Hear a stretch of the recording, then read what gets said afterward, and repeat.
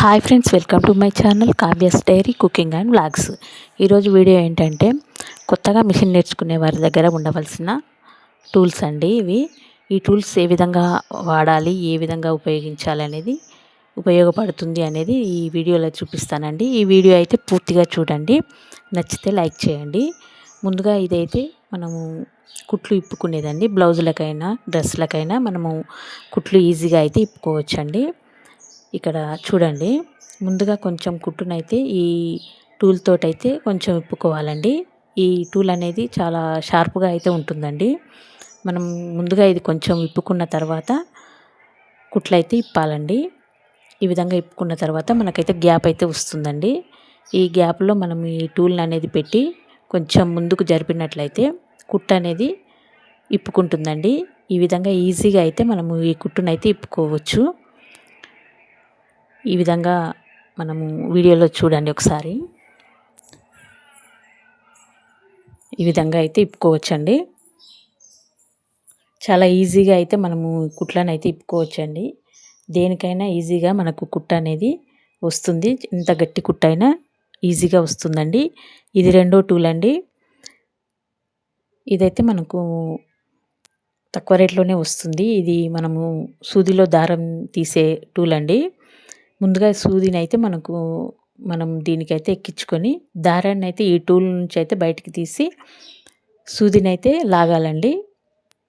ఈ విధంగా సూదిని లాగినట్లయితే మనకు దారం అనేది సూదిలోకి అయితే వెళ్తుందండి. చాలా ఈజీగా అయితే మనము ఈ దారాన్ని అయితే సూదిలోకి అయితే ఎక్కించుకోవచ్చండి. మనకు మిషన్కి ఉండే సూదిని కూడా ఈ విధంగానే మనం దారం అనేది ఎక్కించుకోవాలండి. చాలా ఈజీగా అయితే మనం ఈ టూల్ ద్వారా మనకు సూదిలో దారం ఎక్కించుకోవడానికి బాగుంటుందండి. అందరైతే ఈ టూల్ని అయితే కొనుక్కోండి, చాలా ఈజీగా ఉంటుందండి. మనము 2 వరుసల దారమైనా 4 వరుసల దారమైనా ఈజీగా అయితే మనము ఈ టూల్ తోటి మనం సూదిలోకి అయితే ఎక్కించుకోవచ్చండి. ఈ దారాన్ని మనమైతే చాలా ఇబ్బంది పడుతుంటాం కదండి దారం ఎక్కించుకోవడానికి. ఇదైతే బాగా ఉపయోగపడుతుంది. చాలా బాగుందండి.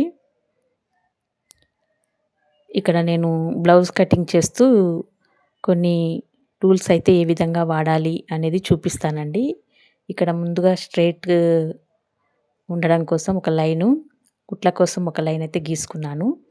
ఒక సైజ్ బ్లౌజ్ అయితే తీసుకొని నేను బ్లౌజ్ పొడవు అయితే చూసుకుంటున్నానండి. ఇక్కడ పొడవు అయితే తీసుకొని ఒక లైన్ అయితే గీసుకుంటున్నాను. తర్వాత కుట్ల కోసం ఒక 1/2 ఇంచ్ అయితే ఒక లైన్ గీసుకుంటున్నాను.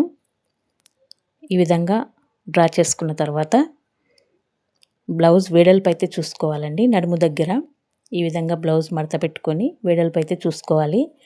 ఇక్కడ డాట్స్ కోసం అయితే 1 ఇంచ్ అయితే తీసుకున్నాను. ఈ విధంగా తీసుకున్న తర్వాత నెక్ దగ్గర 2.5 ఇంచ్ అయితే తీసుకున్నానండి. తర్వాత షోల్డర్ అయితే 3 ఇంచులు తీసుకున్నానండి. ఇక్కడ ఈ విధంగా టేప్ సహాయంతో అయితే తీసుకోండి. తర్వాత నెక్ పొడవు దగ్గర ఒక గీత, సంక దగ్గర ఒక గీత గీసుకోవాలండి. ఇక్కడ సంక డౌన్ దగ్గర 6 ఇంచులు అయితే తీసుకున్నానండి నేను. ఈ విధంగా 6 ఇంచులు అయితే తీసుకోండి. ఇక్కడ ఒక లైన్ అయితే గీసుకోండి. ఇక్కడ సైడ్కి అయితే ఒక లైన్ అయితే కలుపుకోండి. ఇక్కడ వీడియోలో చూపించిన విధంగా అయితే కటింగ్ అయితే చేసుకోండి. ఇక్కడ బ్లౌజు వెనక భాగంలో పొడవు చూసుకుంటే మనకు నెక్ పొడవు అనేది తెలుస్తుందండి. ఇక్కడ కుట్ల కోసం కొంచెం తీసుకున్నాను. ఇక్కడ లైన్ గీసుకున్న తర్వాత మనము కింది భాగంలో 3 ఇంచులు అయితే తీసుకున్నానండి. పైన 2.5, కింద 3 ఇంచులు అయితే తీసుకున్నాను.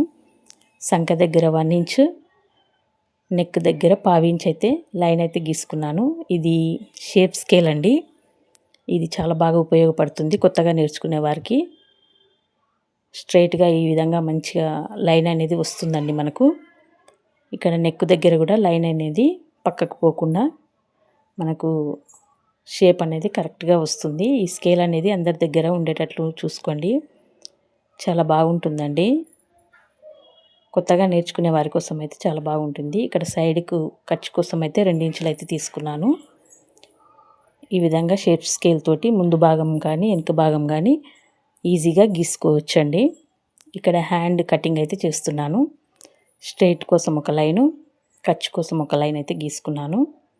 ఇక్కడ హ్యాండ్ పొడవు అయితే తీసుకుంటున్నానండి. ఖర్చు కోసం 1/2 ఇంచ్ అయితే తీసుకుంటున్నాను.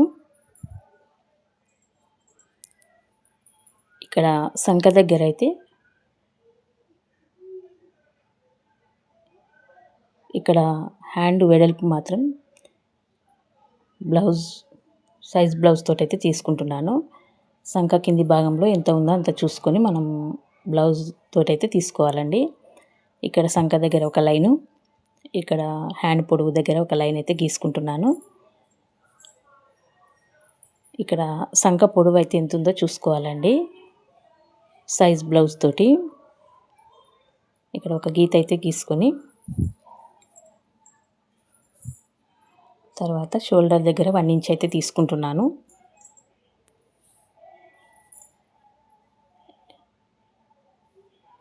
ఇక్కడ సంక దగ్గర హ్యాండ్ వెడల్పు దగ్గర ఒక గీత అయితే గీసుకుంటున్నాను. ఇక్కడ కర్వ్ స్కేల్ అయితే యూజ్ చేస్తున్నానండి. ఇదైతే కర్వ్ గీసుకోవడానికి మనకి ఈజీగా ఉంటుందండి. సన్నగా ఉన్నది షోల్డర్ సైడు, లావుగా ఉన్నది సంక సైడ్ అయితే పెట్టుకోవాలండి. ఈ సంక దగ్గర గీత అయితే దాటకుండా చూసుకోండి. ఈ విధంగా కర్వ్ అనేది గీసుకోవాలండి. చాలా బాగా వస్తుందండి. మనకు కొత్తగా నేర్చుకునే వారికైతే ఇది బాగా యూజ్ అవుతుంది. ఈ విధంగా గీసుకున్న తర్వాత 1/2 ఇంచ్ గ్యాప్తో మరొక గీత గీసుకోవాలండి.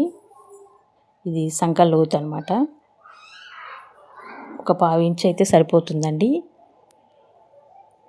ఈ విధంగా గీసుకున్న తర్వాత మనమైతే కట్ చేసుకోవాలి. ఈ విధంగా